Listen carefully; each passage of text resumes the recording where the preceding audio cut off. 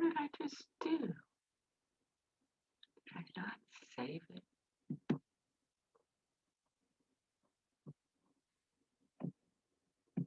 Ah, shit.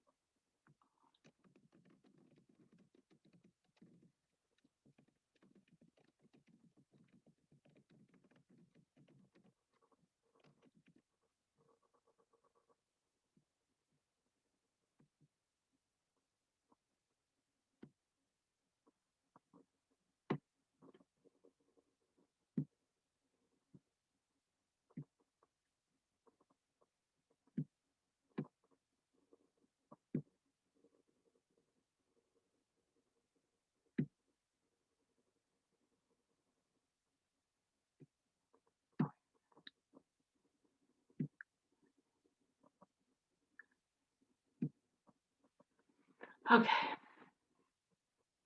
Oh,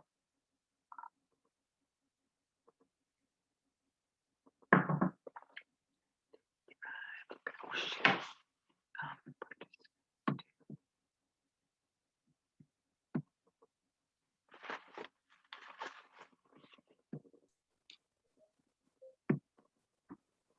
Good morning, Jerry. Good morning. Were you Am I- waiting long? I always forget to check the waiting room. No, I only about a minute. I'm the first one in. You are. You get brownie points. You get the gold star for today. Okay, made my day. Yeah. Now, what club are you from? Eugene Airport. Oh, okay. The Roses Club. Yes, if that's who belongs to it. Yeah. Yeah. You guys are amazing with how many scholarships you give away. Yeah. I'm blown away. I got a copy of your 8-page glossy flyer, for a better word. Right. Wow. And Yeah. it showed on the back all the recipients in 2019 anyway. And geez, Right. there must have been 40 of them. Yeah, I mean it's amazing. It's our flagship thing. Yeah. Good morning, Janet. Hi, how are you? Wonderful. How are you? Excellent. Good. Today's a big day. Have this meeting, then we have our weekly meeting, and then I have a DAC-DB meeting. Oh, that's right. There is a DAC-DB meeting. It's a big day. You're going to be zooming all over the place. I am.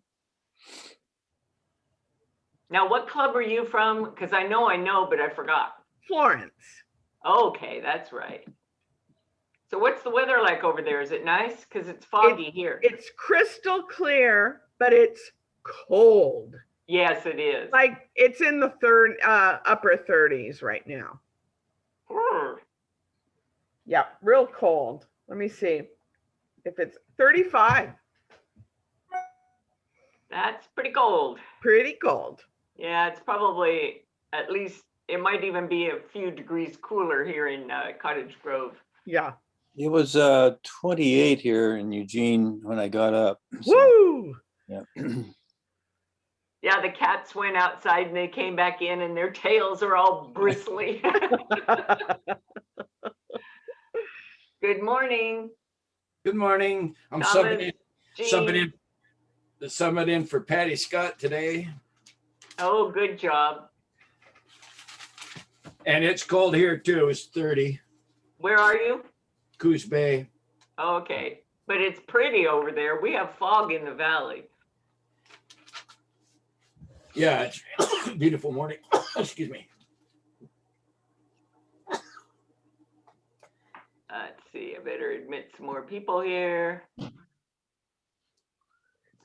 Admit everybody.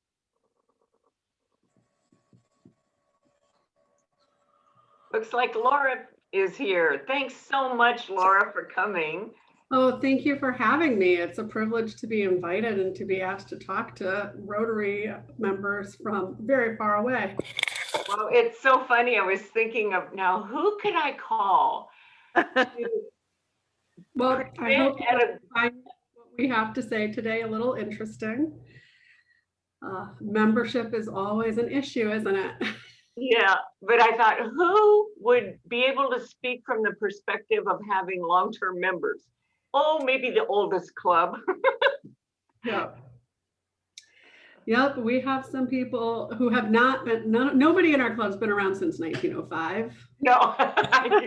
But we do have somebody, and I should have asked our president who it is, who will frequently put Paul Harris at the bottom. Sorry, I have a dog who's a little feisty right now, but he'll put Paul Harris at the bottom and then black out the screen.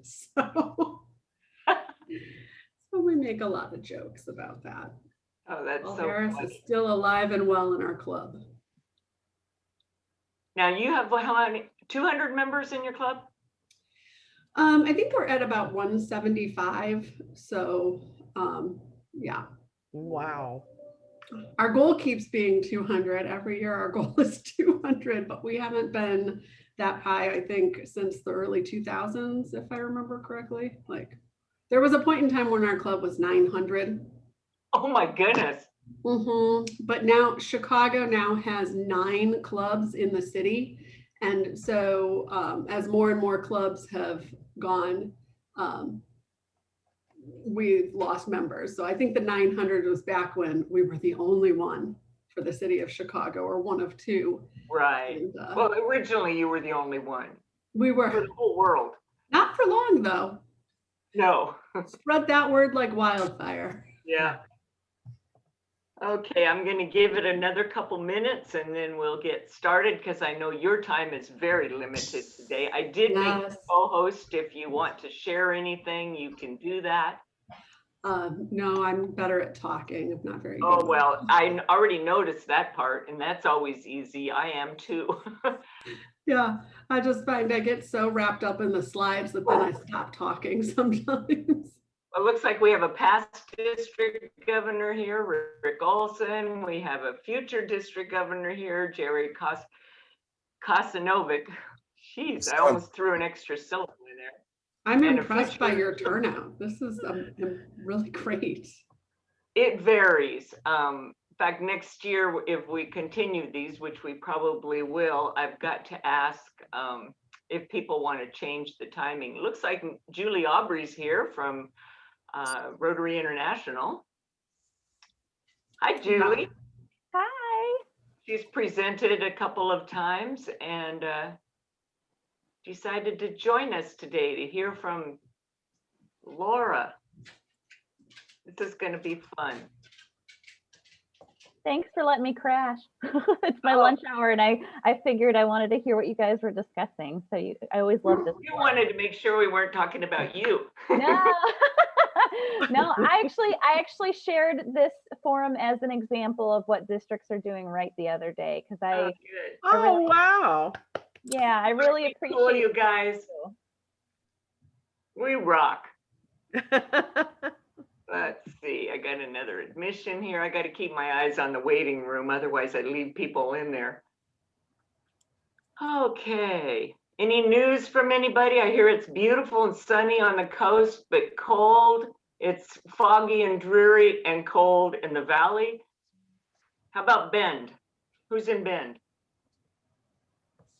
Okay, what's the weather like? Oh, Cindy's here, our current district governor.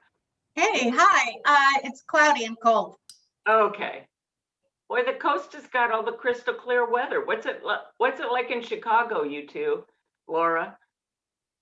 It was a bit of a blizzard yesterday, so at least the snow is melting pretty quickly, but like it was bad enough where the snow blowers were out. And then last night it was pretty icy out there, so I was very glad to see at least this morning it was melting quickly. Gosh, do you work from home in those kinds of situations? You must. I do. I work from home. I mean, I have my own law firm now, so now I'm working from home full time. But before that, I was home since March 16th, 2020 was my last day in court and in an office.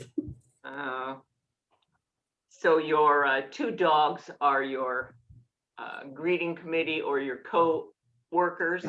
Yes, I have a chief of security. He's a Doberman, which means, you know, I know the trash guy is outside right now because he ran away barking like crazy. How dare those people empty our trash cans?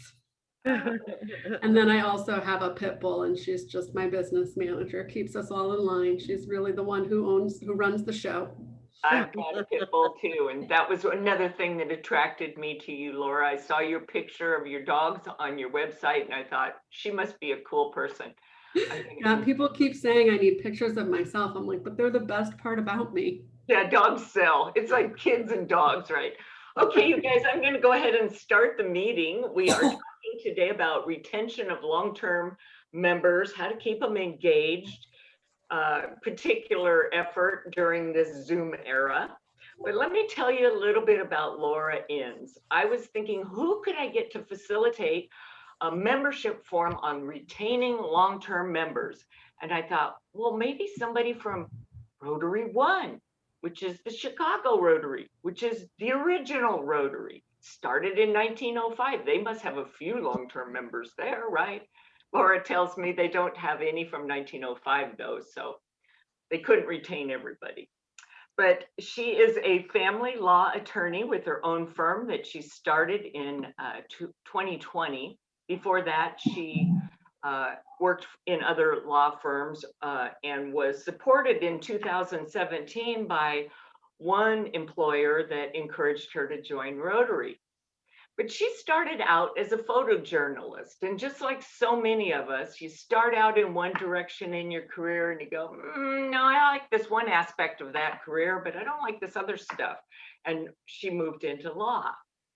Her Rotary passion is connection to others, which makes her another wonderfully qualified person to come and talk to us today. And her favorite Rotary event was attending the Rotary International Conference in 2019. That was in Hamburg, correct? Yes. So 20 plus members from Rotary One went to the conference together. Wouldn't that be a blast? She's the Rotary membership chair for Rotary One, and she's also the secretary of the board of directors. Now, let me tell you about her dogs, because that's really the good stuff here. Bailey is her pocket pitty, which is her firstborn dog. And then she also has Sarge, the Doberman, which she calls her COVID dog. You know, everybody started adopting pets during COVID, so there you go. With that, Laura, I'm going to turn it over to you just as long as we can have you, and I know you're a busy lady.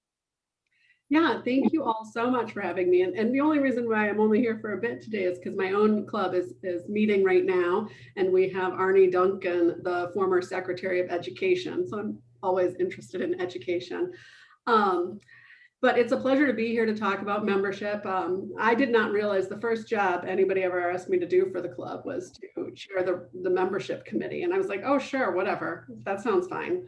I did not know it would be like such a big role. And every single former president wants to tell me what to do. Everybody wants to be involved. And I had no idea the pressure that would be on for membership. But, you know, I'm happy. I'm going to give you some thoughts on what we've learned about long-term membership and some things we're doing now, just because I know, you know, in the world of ideas, it always helps. So as you all know, our club is the first in the world. And so with that comes some degree of notoriety, and we get all kinds of members. We get transfers from other places, like some people retire and, you know, then they can finally make time for Rotary One. And so they change clubs. We have other people who just move in from other parts of the country and the world because we are Chicago.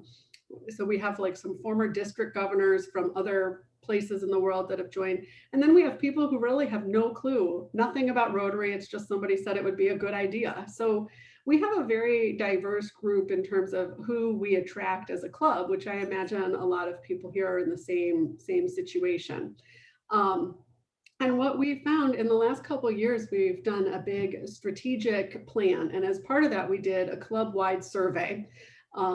And it was very insightful because what we found is people joined for the service, whether it was community service or international service, but they stayed for the fellowship and the relationships.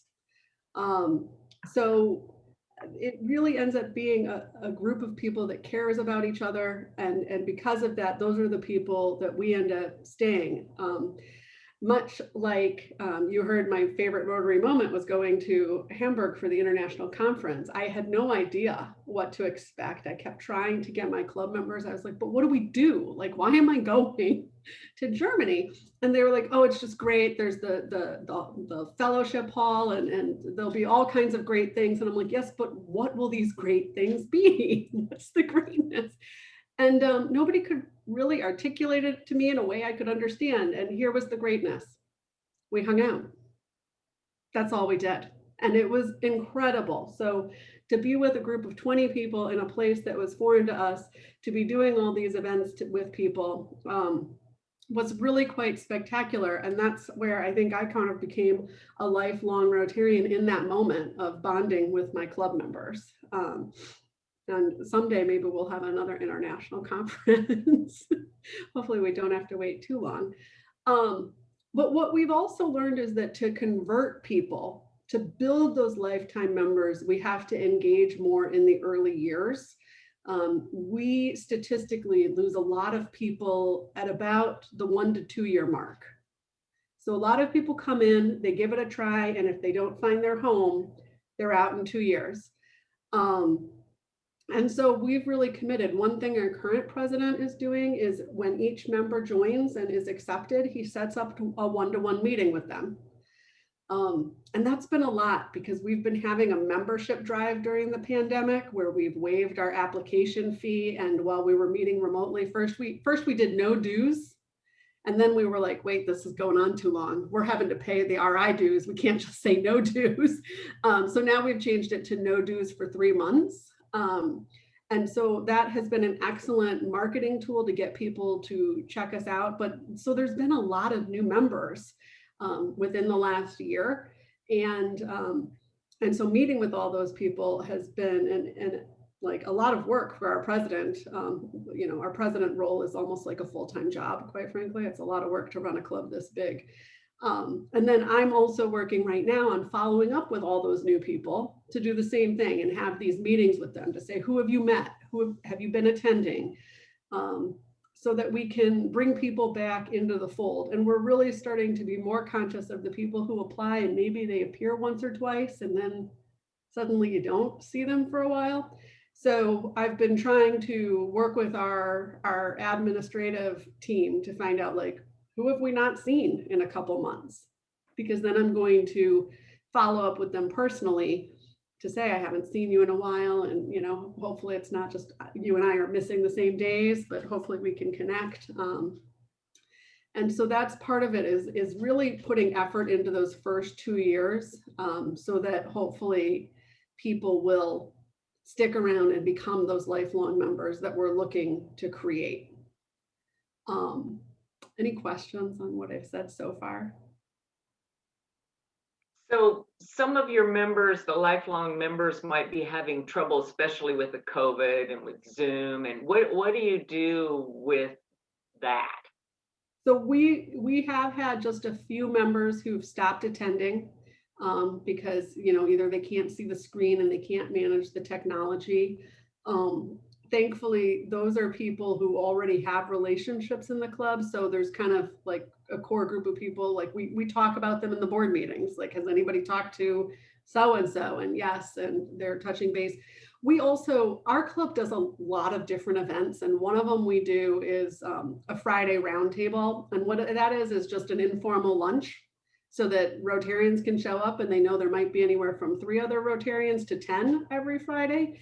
And it's at a club downtown, which is the same place that we meet at. So whenever that's been allowed, because there's been dark days where it wasn't allowed for months, but we've resumed those again recently. And that's where we're seeing those people are coming back to that. So people that we haven't seen in meetings in the last, basically since November, but were the first ones to show up for their Friday roundtables. And I think that that has been really a blessing for them as well. The other thing we did is at the beginning of the pandemic and a couple other times is we had all board members were assigned people, and we reached out to connect to every single member in the club. So we did this in April, then we did it in May, and then we followed up at the end of the year too, just to touch base with people, let them know that they were cared about and see if they needed. And, you know, the first time we did that, that's where we found out one of our members had COVID. And, you know, that's where suddenly we were finding out what was going on with people, because way back in the beginning, it felt like this thing out there, and it quickly became the thing in here. That's something else we did to help make sure people just at least knew that they were being thought about and cared about, even though maybe not seen. Joe Vincent, you had your hand up? Yeah, I have found something you said just very, very interesting, Laura. That's a lot of phone calls for board members. So if I understand correctly, all the members of the club are assigned to a board member, and their board members are reaching out to them 2 or 3 times individually every year. That's just what we've done this year. But so in the end, our board is pretty big. One moment, buddy. Our board has 12 people on it. Okay. And so our club has about 175 members. So it does work out to be like more than 10 phone calls per person. And, you know, that does, like, it did turn out when you get somebody who really does want to talk, you know, Mhm. I remember I talked to one member and he had left the state and was pretty sure he was never coming back. And, you know, he lost his job, and that's not a conversation you're going to rush through at all. Sure. So it certainly was time consuming. And I think we all saw it as a form of service, because one of the conversations we had early on is, you know, we tend to think about how we can serve others. And we really needed to first take care of ourselves. We're no good as Rotarians. If we lose all our members, what is Rotary going to be? So we felt like it was very important to take care of ourselves and to prioritize that so that we could continue giving to others when we were ready. And we've done some great programs in the pandemic that we're very proud of, but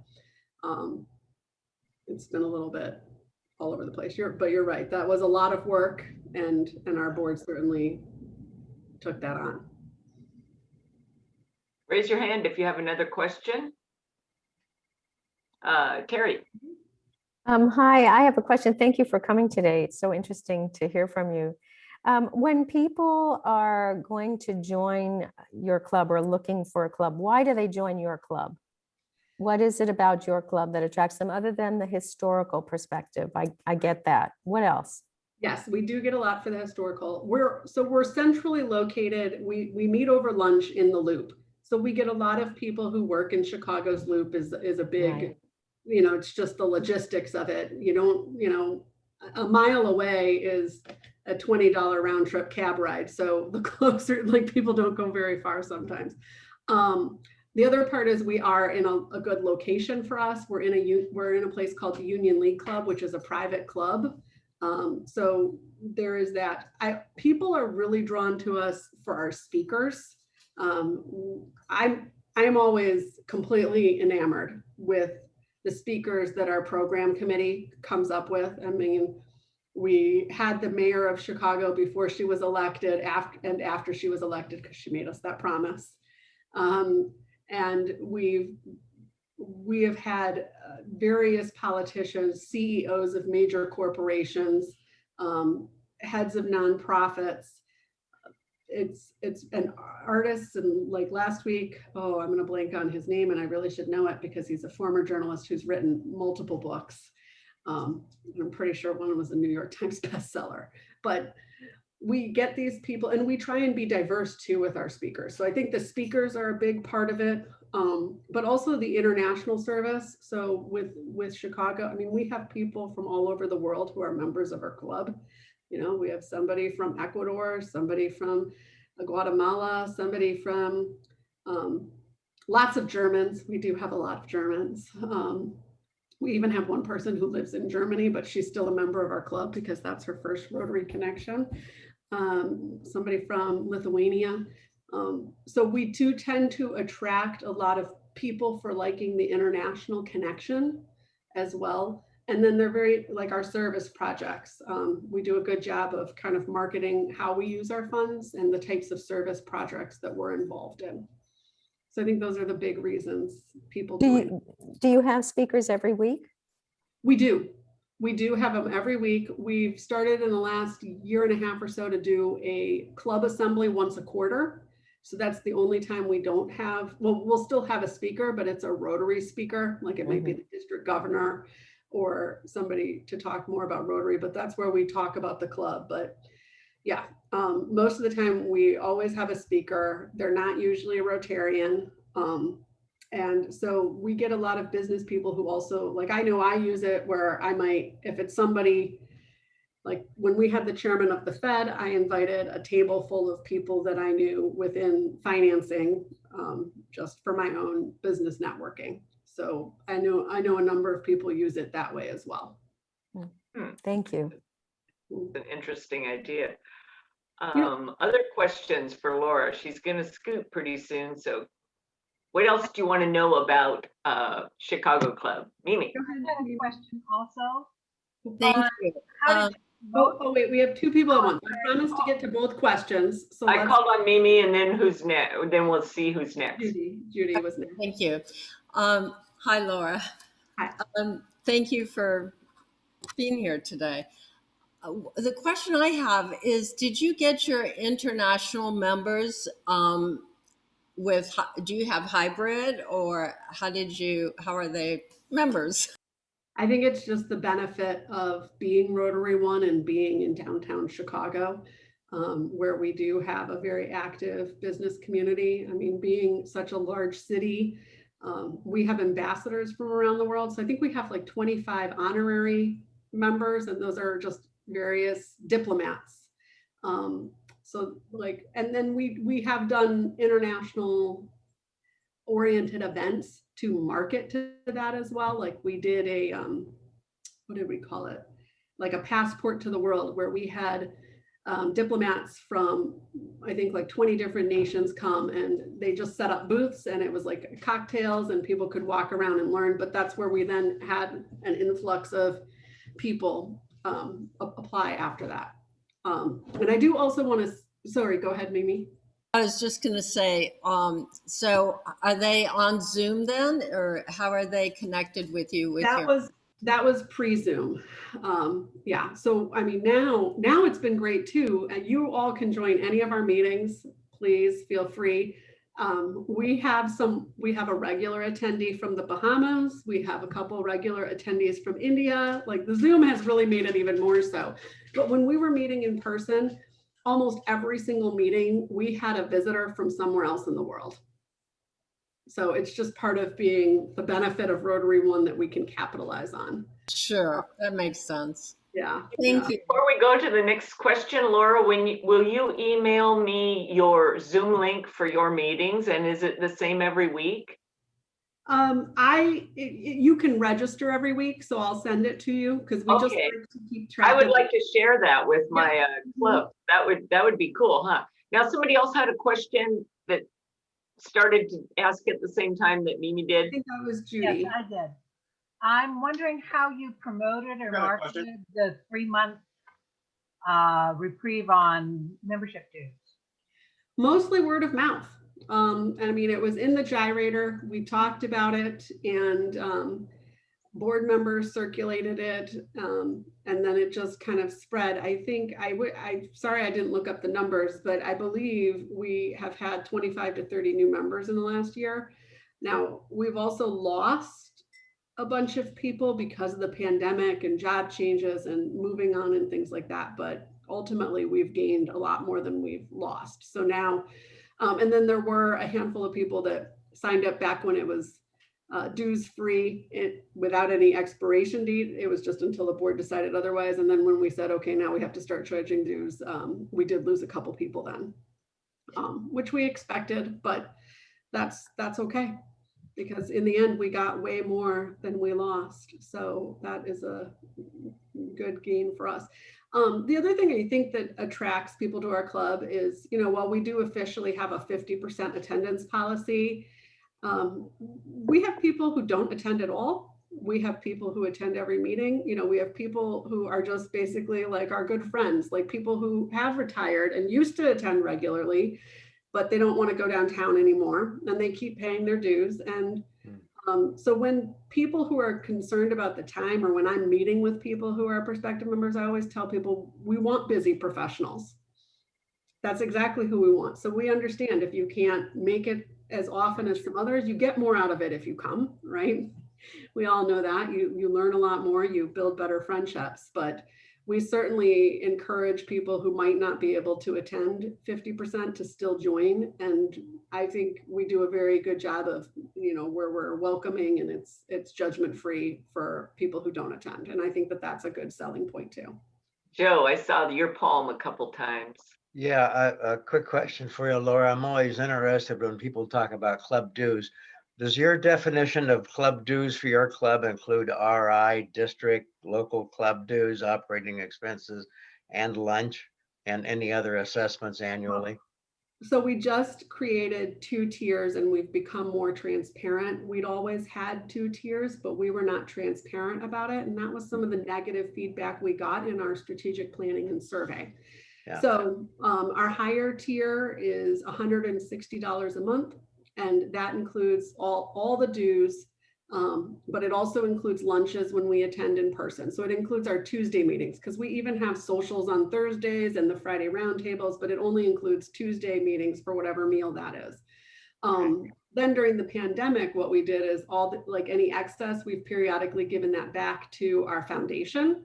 So when we've had excess funding, it's gone back to the foundation to fund our projects. And so what we've decided to do to really encourage people to stay at that higher level is we are sitting on a bunch of Paul Harris points, and then we also have points for our own foundation. And so we're giving anybody at that higher level of membership gets 50 Paul Harris points per month and 50 Che Perry points per month. So, that also helps us build towards making everybody a Paul Harris Fellow and lots of other goals. We're trying to talk more about that because, especially for me, I know my first 2 years, people would talk about these points and what are they even saying? Yeah. So it takes a long time to get people to absorb that, but we're trying to bring that into it. Now, our other option is $83 per month. That's dues only. That does include our RI dues and our district dues. It really, at that amount, I don't know that it would be enough to actually cover our operations, but we've been lucky enough to always have a mix where we could make things work. Okay, thank you. So the 83 is the second tier? Yeah. Okay. Yep, and we just call that a pay as you go, because if they want to attend lunches, they still can. They get a discount on lunches. It's like we offer like $5 member discount versus a visitor discount. But then they just pay as they go. And you mentioned 50 Paul Harris points and 50 and something else. That's okay. You wouldn't know it. It's Che Perry. He's one of our founding members. Oh, okay. So that's just who So we that applies to, for our own foundation. yeah, okay, Rotary gotcha. One Foundation versus the Rotary Foundation. Not very distinguishable. Gotcha. Laura, could Very you, interesting. Laura, could you give us one pre-COVID and hopefully post-COVID era tip for retaining long-term members? What's your best idea that you think could work for other clubs? I actually, in the pre-era, I would have said a lot of it was just getting people to a meeting. Once they got to a meeting, it really did make an impression on them. Post-era, I think that, I think we're going to keep doing the hybrid. I think we've seen a lot of success with this. A lot more people who hadn't attended in a while are now attending. We've seen more positivity out of it than negativity. We all miss the in-person, but I think we're going to probably keep some component. It's just the added cost of doing hybrid meetings and technology and all the other stuff that'll be an issue. And I apologize, I do need to head out. I know it. Laura promised talk all us day 10, about 15 Rotary, minutes. right? Look we're having trouble Enjoy the letting you go. discussion, and I will follow up with you with the link to the meetings, okay? I will, and I'll email you and just touch base. And thank you so much for being here, Laura. It was really My fast. pleasure. It was so nice Let's to meet give you. her a good send off. All And right. let her go to her meeting. Bye. Oh, that was amazing, huh? Yeah. Oldest club. Jeez. And she has a little energy. Every board member calls like 15 people. Whew. I'm going to go back and tell my board, you know what they do at Rotary One, and they're not a small club, and they have 12 board members. I think we have 11. Yeah. Like, what are we doing sitting on our hands? Yeah. Let's share some other ideas with the rest of our time at, I think, Jim, you signed in as meeting presenter on the district tab. Do you have access to the poll I set up, number 3 poll? I want to use that at the end. And you're muted. I can see polling 1. And I want polling 3, so there's a drop Polling down. 3. Whenever you Let's want. go ahead and do that right now. What I want to tell you is that on May 15th, I've been asked by Paul Nicholson, the district training director, if that's the right title, to give a membership program at the club training assembly. And I want to structure it similar to this, where it's more of a forum, more of a sharing of ideas. But when I think of sharing membership best practices, that's a big topic, and we have 40 minutes or something like that. So I want to have Jim help me launch this poll and have you give me your insight and where should we focus? And if you all vote on as many as you're interested in, I'll get a clue from where the highest rankings are, how to structure that event for you so that you get the most out of it. Okay, Jim, if you'll go ahead and launch poll number It's 2. launched. It's It's only launched. I've already got 6 votes. it's only allowing us to pick one thing. Oh, well, just pick one, I guess. Okay. I thought I set it up for multiple choice, but maybe I hit some button wrong. I had to do it twice because I forgot to save it.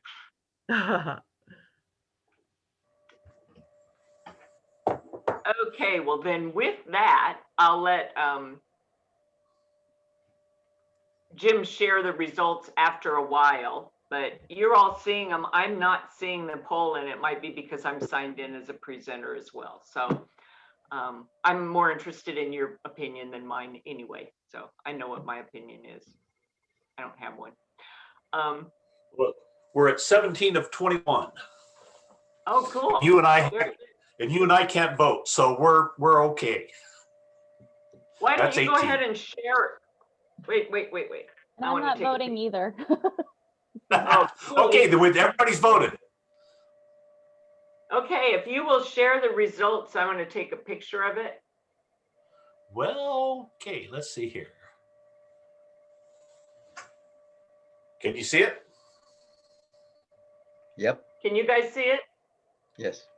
Can somebody take a screenshot for me and send it to me? I don't have credentials or whatever. Oh, Mimi is, thank you. Did you get a picture of it? Somebody took a picture. All right. And if you'll email it to me, Christine@leadersupportservice.com, I would be forever in your debt or until I forget about it. You got it. Oh, thank you so much. Okay, let's talk about ideas. You all have long-term members. You were all interested in retention of long-term members. What's worked for you? And unmute yourself and chime in.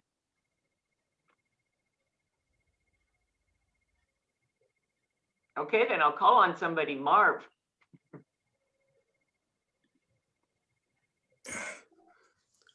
Well, we've been reaching out to all of our members, both by the board. Typically, every quarter, a board member will call 3 to 5 people. And then our membership committee does the same. In fact, we just got through calling about 25 people that have only shown up to 2 or less Zoom meetings. And so each member of our membership committee called 3 people to see how they're doing, you know, what's important to them, just for contact. And that's what we do. We're constantly involved, other people calling other people. Same in our club, Marv. Yeah. So Marv, or anybody that can answer this, what about your older members? How do you teach them how to use Zoom? Some of them are very intimidated by it. Well, what we've done is we do one-on-one classes. I've had 3 people contact me. So I send them a Zoom link and then we talk on the telephone. If they have an Apple device, they can show me what's on their screen with FaceTime so I can see what they're looking at. And that seems to work. There are people that won't do Zoom at all. I just visited our oldest member last week since I've had both of my COVID shots. And he's 94 years old. And he actually wanted me to see him because he had a gift for the club. And that was a check for our charitable corporation for specific scholarships for other people. But he's very active in Rotary International for our club. So that's how he keeps involved. The other members that are all, I would call them seniors, and let's say 75 up, and I happen to be in that category. Everyone is involved in at least 2 of the activities that we do all the time. So they're very much involved. So we don't have a problem with retention of older members. Luckily, we haven't had a problem with retention in the last couple of years. Thomas. Call me Tom. Okay. We've had some success with some of our longer term members being sort of wed to certain projects. And we've been able to pull off a couple of projects even in spite of the pandemic. And so we reach out to those people who have been doing the bus jam for 20 years and give them a lead role, try to get them to recruit for engagement with newer members and just kind of leave them identified with whatever it is that project is about. Now, that we took a hit with all the projects that we had to postpone or eliminate from this year's calendar. But we're going to get back at that. And so that allegiance to a certain project seems to have some merit. I've got a comment, but I'm not sure if I can be heard. Yes, you can. Okay, this is Gene Bennington from the Rotary Club of Sun River La Pine. Unfortunately, my camera's not working this morning. I don't know what's going on, but so I think we're the only club in District 5110 that's meeting in person. And we are, all of us, going to have a big decision to make somewhere down the road, and that is these Zoom meetings and what that will do to our clubs. Whether we have the hybrid model or whether it's just meetings in person and no Zoom. So for me, the sooner we're off Zoom, the better, is my personal feeling. But what say you, the rest of you? From the day we first started with Zoom, my thought was, how awesome is this? We can now get members from all over the world. And so I always envisioned it as becoming a hybrid club. And we have done that. We go back and forth based on state regulations, that because our county, Douglas County, has jumped up, so we're back in Zoom only, but we started the hybrid when people could go back to the meetings. I see it as great opportunity, and I think it's to everyone's advantage. I guess the question, I guess, would be then, are Zoom members as committed and as effective, and you have the same retention as you do in meetings where people attend and have fellowship and show up for service projects, etc.? I guess we don't know that. Can I make a comment there? I've been monitoring this in my clubs very closely. And one of the things that I've noticed is that club attendance is roughly 33 to 50% on average. Of those, the women in the club are much better represented in the Zoom meetings than the men. And this has been pretty consistently across clubs and across time. I noticed this particularly I really looked at it closely on Monday or yesterday with my own home club's meeting. I'm not sure why this is. A concern that I have when we leave Zoom someday is that if we do that all together, Zoom seems to have worked out very well for so many members. So I agree with Mimi. It just seems to have been a lifeline for a lot of folks to be good about attendance. But there's some logistics involved in hybrid meetings that may be a big barrier for some clubs. This reminds me of communication. Originally there was the Pony Express and writing letters, and then it was phone calls, and there's a certain age group there, and then it was emails, and there's a certain age group there, and now there's text, and there's a certain age group there. And I think as leaders in Rotary, it behooves us to communicate with people in the way they want to be communicated with. They are more responsive that way. Well, what can we learn from that and apply to Zoom meetings? Some people like the Zoom meetings. Some people just really jonesing for getting back in person. Can we do both? Can we give everyone what they want? And who benefits if we do? Rotary. So that's just an observation I've made, that I think of how we contact people. And I know in my own club, there's certain people I don't email them. They're not going to see their email. I text them, and then I get a real quick response. Who else had their hand up? I know somebody did, and I didn't mean to cut you off. Marv. A couple of things. Going back to retention of older members, our newsletter is a big deal for the older members because we do 4x4s on the older members.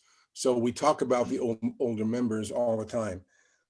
Comment about hybrid meetings. Our board has said we will probably always be a hybrid meeting. Because of that, we've just invested $1,000 for some equipment that might make our in-person meetings more personable. We use PTEX all the time for every one of in our club. So when we have meetings or we want to get something out, you can't, go off and you're limited to, I think, about 150 words or 150 characters. So we send the PTEX out for the younger members, the emails for the other, and then there's only 2 people that won't do either or.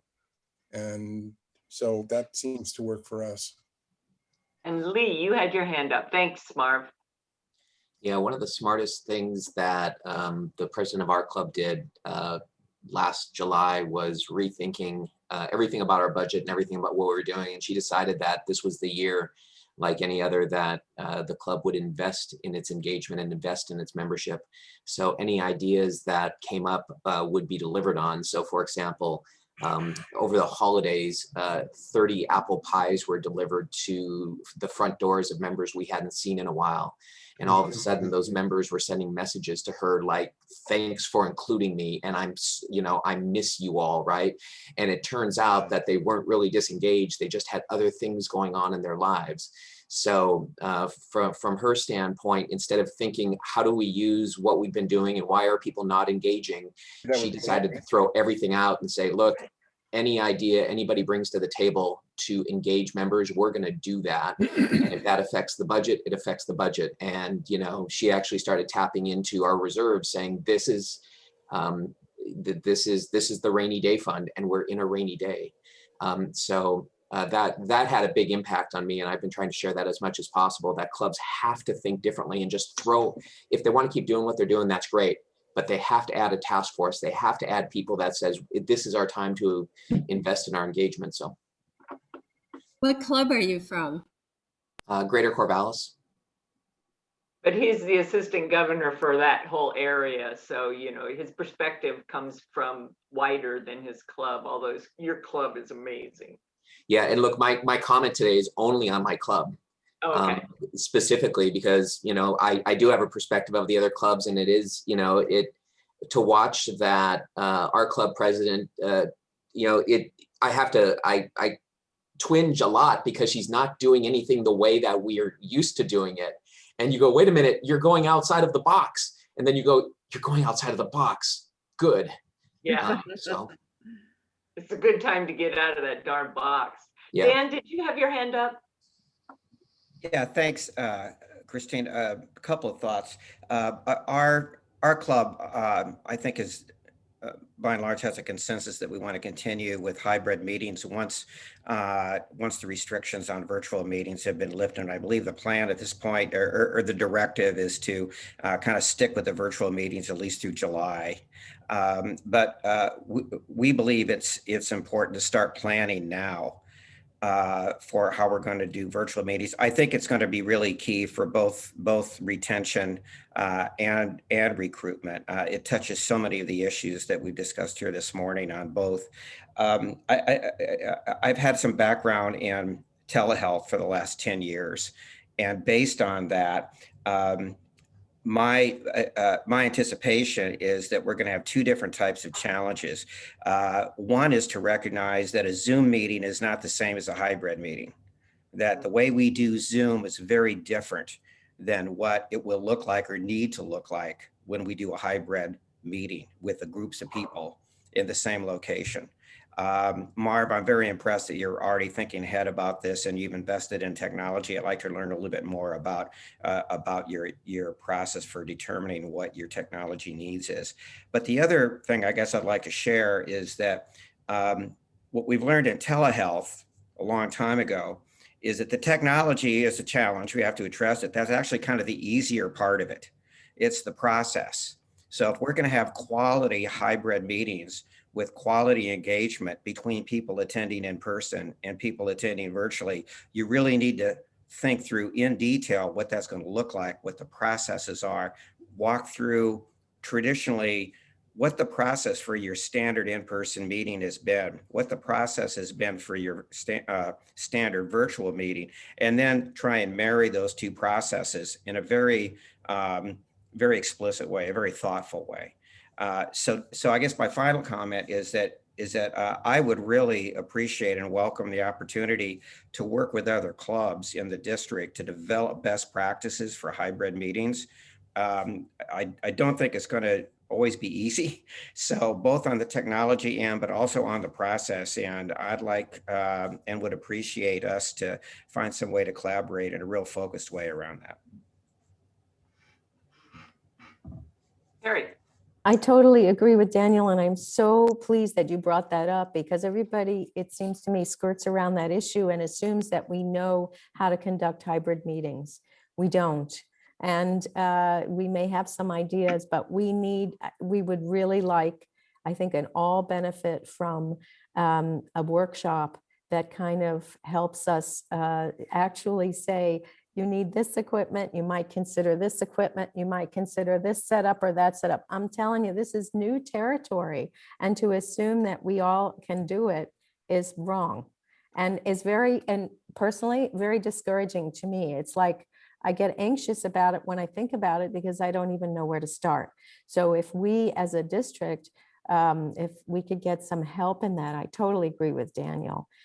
With the very practical aspects of it. I think that all of us want to do many of us want to do some hybrid meetings because some people, they can't get away from work or they can't get away from whatever it is at noon, but they still want to hear, they still want to engage with us. So why not offer that? I think it's a tremendous opportunity and some speakers that you can invite from Chicago or from wherever you want to invite them.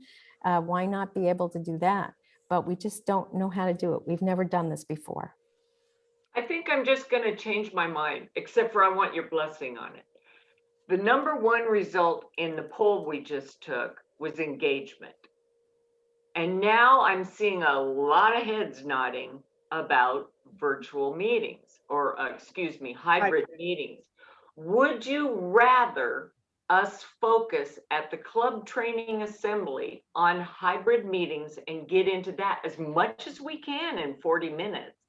I've got some good people that can help us. Marv's one of them. Corey Lepardi from the up in Washington would help. What do you guys think? Wave some hands at me if you'd rather me change gears in the middle of this stream. Lots of hands. I think what we'll do then is that thanks to Rick and to Jerry for sending me the poll. Thanks to Rick for sending it also to Paul. Now I will email Paul and say, hey, we changed our mind. We can do that. We need to be nimble. Rotary has to be nimble. We have to respond. Lee, you've been waving at me. Yeah, so the one thing I'm going to highly suggest, and I can tell you my club is just doing this, is be careful about presuming that your club is all in on the hybrid. I think you're going to get people who will, but I think the most important thing any club can be doing right now is to put together a task force, whether it's a task force of 1 or it's a task force of 3, to assess the needs of the club and to build a new meeting plan around that. Because it may turn out you have 1 member who wants Zoom and you have 60 who don't. So you have to decide how many resources you put into that. But if it turns out that 1 person is the loudest, again, you have to make those decisions. But man, I can't stress enough just to get a sense of where your club is and then build a plan with a task force. And the beauty of the task force is that it's going to have a start and a finish. Like our club, we don't even know where we're meeting yet afterwards. We don't know where we're going. So I went back and I was like, guys, you got to start thinking about this. But at least have that so you can decide, do I put all this effort into the Zoom or not? That's just my 2 cents. I think you're right. And every club is different. So what works for my club won't work necessarily for your clubs and vice versa. So we do need to lead with our eyes open and touch the pulse of our membership and see what they want. And I like the idea of marrying our 2 styles. Some of us, I see you, Terry, I'll call you No, Anya. no problem. Some of us are pretty well marrying our 2 styles in our Zoom meetings. So that's not too far of a stretch, but there are elements in our Zoom meetings that you can't eat lunch together. And so you try to emulate some of those things. A lot of us are having trouble going, okay, where are we going to go back to lunch now? Because maybe that place isn't available. So I like the task force idea. I think that might work for a lot of us. And Terry. Well, I was just going to say, Lee, I just sent an email to my entire club, inviting them to come to our board meeting, which we have every month, to start a discussion on logistics of meetings. I said that, you know, we have a lot of things to discuss for next year, obviously, as part of my, as PE, part of my action plan. But first, we got to start with meetings. When we're going to feel comfortable meeting in person, do you want to do hybrids? Where do you want to meet? Just like you were talking about. I think, though, I'm not too worried, although I am going to get answers from everyone, or as many people as I can.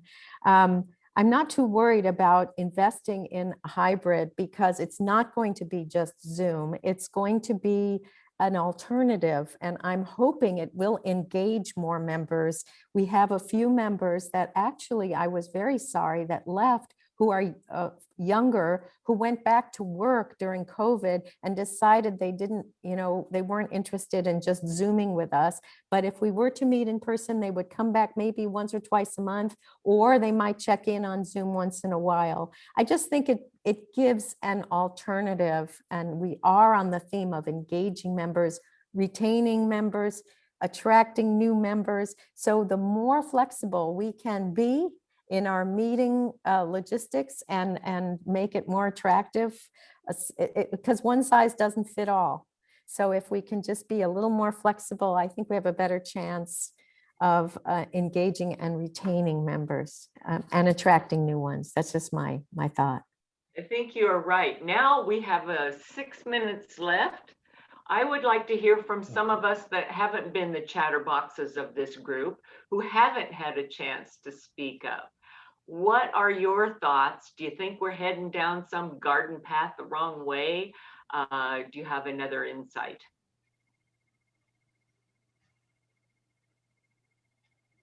Dawn, Lynn, Jim. Dawn, you got to unmute, Dawn. Yeah.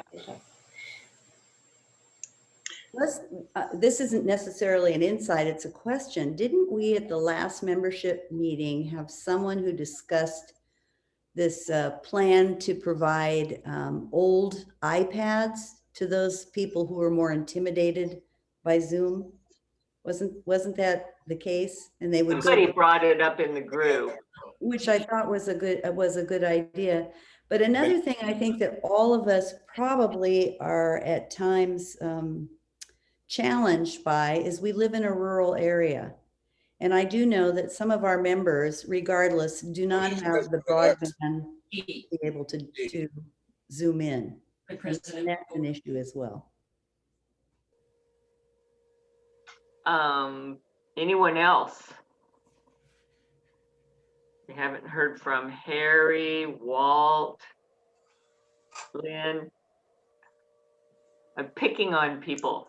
I'm just soaking it in. So that's legal. Great ideas. Yeah. Hey, Chris, looks like District Governor-elect Jerry would like to say something. Okay, I didn't see the hand waving. Jerry, where are you? Yeah, I had my hand up. I just want to go back to the beginning of what Laura said. I mean, in terms of people join Rotary for the service, they stay for the fellowship. I think we just need to be thoughtful about investing in technology now, because we really don't know what that's going to look like as we move forward. Maybe people will just really enjoy the ability to get back in person. Zoom will kind of fade from that. I think what we really, what we talk about is, and I really want to focus on those 4 strategic priorities of Rotary. And one is engagement. Engagement is the top of our list before, we started going off on this other direction of hybrids. It's all important. I think Don makes a good sense or a good point with respect to rural areas. The thing with Zoom meetings and even hybrid meetings, you can record them. So if you miss a meeting, that might be the important part. You can record it, and members that want to go to a meeting, they're not going to be maybe engaged with the meeting, but they at least can be with the with the content and the action that takes place in the meeting and feel can, continue to be a part of it. I just think that engagement, and the key part of engagement that was talked about was communication. I like the fact that her board calls everybody. I think that this is directly what Lee was talking about with the apple pies. You just communicate with people. You told them, you tell them we're still there, we're still together, and that fellowship still exists, even though we're in the middle of this pandemic. So that's why I say, everything is kind of unsettled now, and I can appreciate we're all looking for solutions, but we fall back on engagement and communication with members. That's how you retain them. Find something that they can do even if they can't travel out of their home. Just engage them in some way. So communicate with them, engage them in activities. For example, our club right now is writing cards to people that are stuck in retirement homes that can't communicate or can't see people. That's a kind of a brilliant idea that people can do at home, deliver to a common spot, and still be a part of what Rotary is all about and feel a sense of fellowship with that as well. That's so true, because people don't get handwritten notes very often anymore, and that's kind of special. Lynn. I was just going to say, speaking of those service things that I think have really engaged our members, is we're a big part of the Lane County Public Health vaccine clinics. And we're out there helping with registration papers and that kind of stuff. And that is so meaningful. And the people who are participating are getting to know other people. And if you guys aren't able to do that in your counties, I'm sorry, because this is just an awesome opportunity. No, you're right, Lynn. We do that in Benton County too. They have volunteer opportunities. Yeah, and I've seen Rotarians down there. You wear the Rotary T-shirt or wear a Rotary hat. Mask. The mask. Yeah. And like I said, you have plenty of time to sit, talk to other people about it too. Yeah, my husband just went and got his shot, and he saw Rotary at work, and I just signed up and got approved to I'll be out there with you, Lynn, before you know it. Let's hear from DG Cindy. As we wind down, we've got about 1 more minute. Do you have a word of wisdom for us, or a question or an answer? Well, I will summarize a couple of things. Thanks, Chris. I circle back to what we heard first from Laura, that people stay for fellowship, and that it's important to get your members to bond with the club, whether they're brand new members or long-term members, that it's key. And I'd also like to circle back to something I saw in the chat that Julie Aubrey put in there. We need to be where our members are. And Lee Ackroft said it too. It's like, we need to put together teams or task force or board assignments. How should we meet in the future? Will it be different than Zoom? Will it be different than hybrid? Will it be the same it used to be? These are really great points. And let's look to the human side, and let's just keep serving our communities in relevant ways like you are. Yeah, thanks for this moment, Chris. Appreciate it. Thank you all for coming. It's exactly 11 o'clock. Whoops, 11:01. It was 11 o'clock and 2 seconds ago. Are you just waving, Lynn, or did you have one more thing? Okay, she's just saying goodbye. Well, thank you guys. Next month, we'll have another fabulous, who knows what, forum with who knows what facilitating us. But I look forward to seeing you all again, because I get there's such good discussion out of this group. I really appreciate you coming. So see you next This was a great meeting. Yay. Yeah, good job, Chris. Thanks. You bet. Thanks. Bye-bye. Bye. And I